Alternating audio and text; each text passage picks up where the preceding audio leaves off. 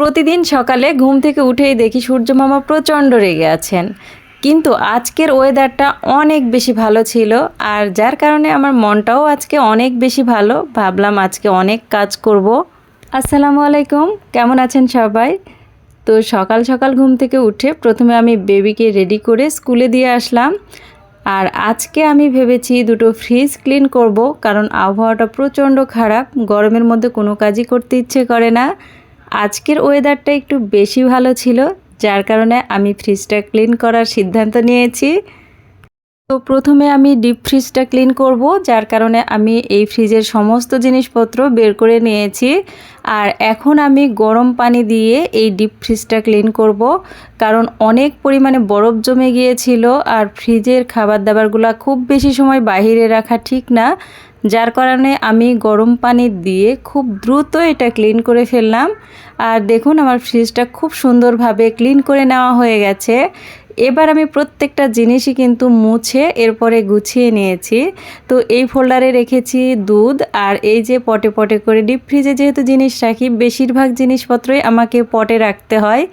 এভাবে আমি সুন্দরভাবে গুছিয়ে নিয়েছি। তো আমার ডিপ ফ্রিজটা ক্লিন করা হয়ে গেছে। খুবই কম সময়ে আমি কিন্তু দুটো ফ্রিজই সুন্দরভাবে ক্লিন করে নিয়েছি। আর এখন বিকালবেলা আমি আবারও চলে গিয়েছিলাম বেবিকে কোচিংয়ে দিতে। আর কোচিংয়ে দিয়ে আমি চলে এসেছি আমার মোবাইলটা সারানোর জন্য নিউ মার্কেটে। তো এখান থেকে আমি প্রায় সময় সারাই। তো আমার ফোনটা বেশ কিছুদিন ধরে খুবই ডিস্টার্ব দিচ্ছে, মাঝে মধ্যেই নষ্ট হয়ে যায়। তো নিউ মার্কেটে এসে বসেছিলাম কিছুক্ষণ, তারপরে আমি আবারও বেবির কাছে চলে গেলাম ওকে কোচিং থেকে নিয়ে।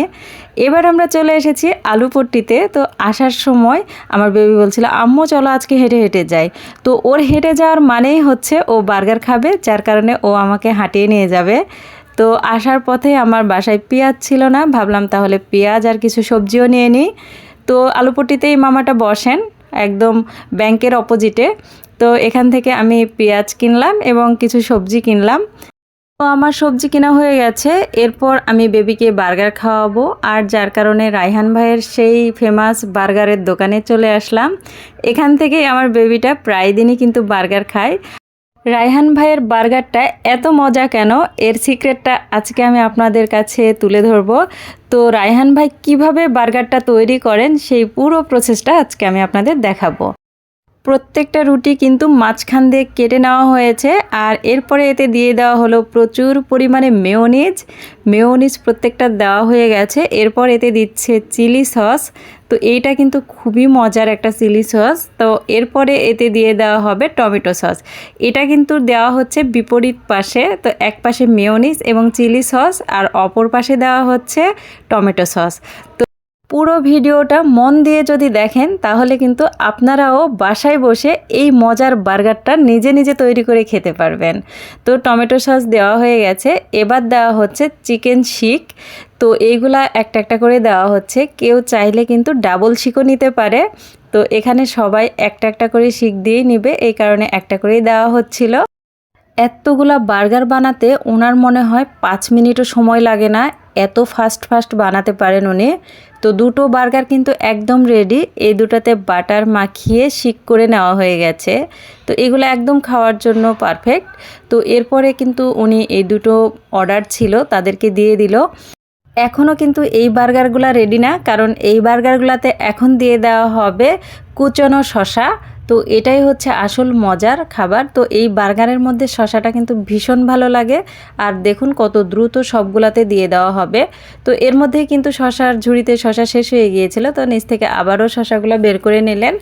আর খুবই দ্রুত এই বার্গারটা উনি তৈরি করেন। আর এখানে প্রচুর ভিড় হয়, অনেক লোক আসে সন্ধ্যার সময় খাওয়ার জন্য। এরপর এতে দিয়ে দেওয়া হচ্ছে বিট লবণ। তো বিট লবণটা দিলেও কিন্তু খেতে ভীষণ মজার হয়। তো এই তো হয়ে গেছে, সবগুলা এখন উল্টিয়ে নিচ্ছে। তো এরপরে এতে বাটার মাখিয়ে কিন্তু গ্রিলে পুড়িয়ে নেবে, তাহলেই কিন্তু হয়ে যাবে। আর বার্গারগুলো একদম রেডি। তো এই তো আমার বেবির কিন্তু এদিকে খাওয়া হয়ে গেছে, আমি বিলটা দিয়ে দিলাম। আর প্রচণ্ড গরম ছিল, আর দাঁড়াতে পারলাম না। সবাই ভালো থাকবেন, আল্লাহ হাফেজ।